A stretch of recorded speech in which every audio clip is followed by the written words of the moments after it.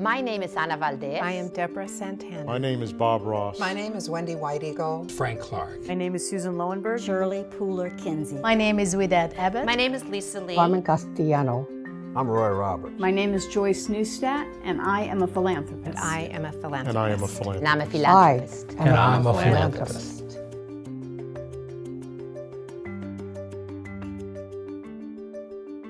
It's very important that donors from diverse communities be given greater visibility and that they themselves step forward and take leadership, because it's by example, it's by the commitments they're making to their communities. That's what's really going to change people's perception of diverse communities from only grant seekers to people who are giving and creating the future.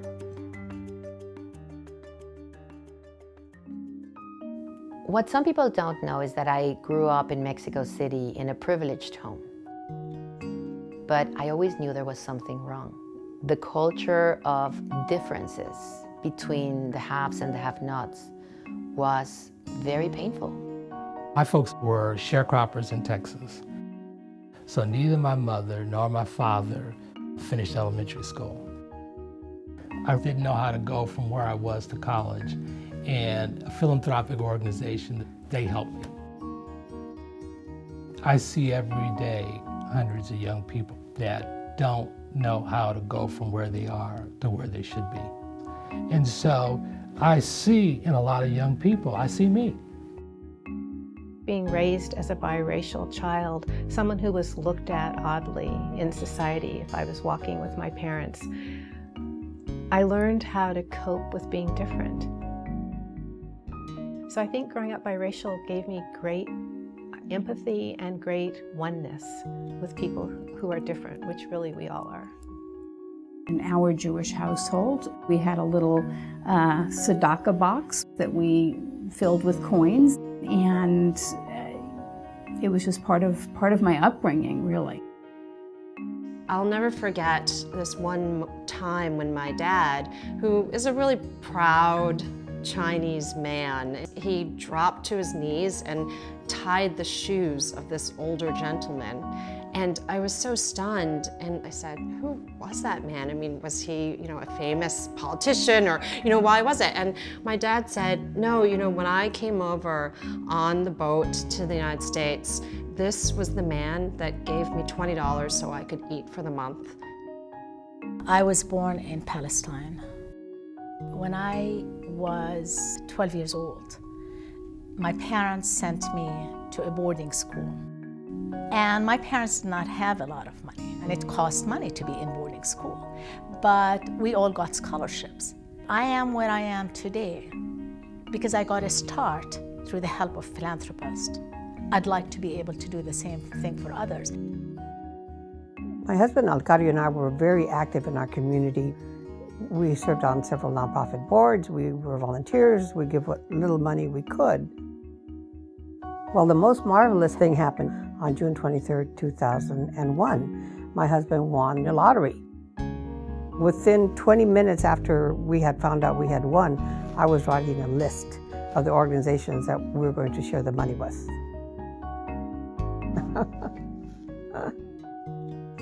White Eagle means that I'm an Eagle Clan member of the Ho-Chunk Nation. My grandfather is one of the chiefs of our tribe. What I was told from the time that I was little was that I was responsible for more than just myself. So in terms of when I began to recognize that this word philanthropist applied to me, it has been very recently. And I'm still getting comfortable with it, I might add. We came to California from Florida with $26 in a job. And no car. And no car 44 years ago, and literally made a life. Every person that has made a lot of money realize that making the money, it's just the beginning. I don't need more things, more stuff. I have enough. And once you get to the point when you have enough for yourself, then why not share it? This is a quote from Archbishop Desmond Tutu. Do your little bit of good where you are. It's those little bits of good put together that overwhelm our world. For me and my family, it comes from a perspective of whom are we in danger of leaving behind in terms of the promise of America. I'm interested in education, I'm interested in immigrant parents, I'm interested in redevelopment in poor communities. Women are marginalized. We are still not equal citizens anywhere in the world, even in America. So I really want to support women. One of the challenges for the Arab American community in today's environment is the fact that there is very little understanding of who we are. With giving, with philanthropy, we have a wonderful way to tell our story. I've got a scholarship at Harvard, for example, for gay and lesbian students. And it's fun each year to get a letter from the student. We opened a charter school. 4 years later, when they had their first graduation, we watched over 100 kids walk across that stage. Take away the personal satisfaction, and you get a lot of that. Just know that these kids are going to have a future. The first major gift of philanthropy that I made was to Duke Women's Studies program. And that was an incredible and extraordinary moment, realizing that this gift would actually go on for eternity, as an endowed gift. In many Native communities today, there is this feeling of hopelessness. And that's one of the things, frankly, that I set out to do is, how do you create knowledge-based jobs so that people have a mosaic of opportunities that can help them bring the whole community up? Well, one of the best things we've done is share our collection of African American art and historical documents. We call it Where Art and History Intersect. Right. And what we've been able to do and share with 2.7 million people are these remarkable stories of African Americans who died alone without any recognition of the accomplishments and the contribution they made to this country. So what we decided is that we're going to give them a personality, a voice, and a name. Every population is represented in the LGBT community. You want to talk about issues of immigration, issues of disabilities, race, gender, and also in terms of economics. And that often gets lost because in our communities, we are just fighting for basic civil rights. If there's one kid out there in the Midwest or in some small community who, feels completely alone, if they can see that there are possibilities, they can get married, they can have children, they can have the life they want, whatever it may be, that's enough for me. Diversity of experience is what makes this field of philanthropy great. And in this country, we need those perspectives and ideas more than ever. The truth is that America is very diverse, but you walk into some institutions and the diversity is not there. We want to see people that look like us reflected in those institutions. And we're here to give, and we're here to stay, and we're increasing in great numbers. By 2050, maybe sooner, the majority of Americans will not be white Anglo-Saxon Protestant. Every organization, every non-for-profit is in desperate need to get a more diverse board. I truly believe that innovative, new ideas come about when you have a diverse group of people. Every job I've ever had, I was the first African American. I never looked at that as being a negative.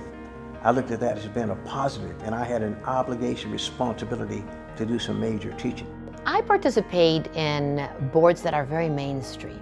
I learn from mainstream organizations. I benefit from their experience and their funds, and I feel like I have the privilege to guide them. People who are thoughtful about our world recognize that if you don't know a community, you don't really understand its needs. I think it's so important to be at the table. Unless you're at the table, this is where these discussions happen. And you got to be willing to stand up and say, we're going to develop a bigger understanding. Philanthropy should be leading the way around issues of diversity, equity, and inclusion. And D5 is really going to bring the field of philanthropy forward rapidly.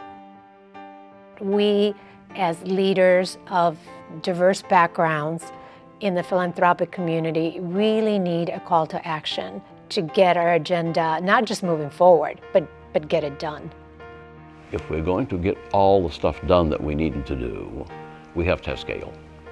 And so we've got to help build organizations of power. I'm excited about the D5 initiative, making sure that we have a vibrant philanthropic sector that is representative of all of America. It's not now. I don't think that this country will ever fulfill its greatness until all of us participate in that process. A vibrant democracy is a democracy that has vibrant institutions. What democracy promises, and all democracy promises, is participation. That's it. The rest is up to us. If what D5 is doing here, if it can open up some of these closed doors now, I think it would be just amazing. Until all of our institutions are really celebrating diversity, not tolerating diversity, but celebrating diversity, we will still have a lot of work ahead of us. I am honored and thrilled to be part of a community of people who are concerned with and committed to sharing their wealth, sharing their goodness, and giving back to help others. We believe that this evolving experiment in the United States of America known as democracy continues to be worth investing in, and the engine for that idea is philanthropy. And so if you believe in the notion that a diverse democratic society can work, then you ought to believe that a diverse, inclusive philanthropic sector has got to be the engine that keeps that idea alive.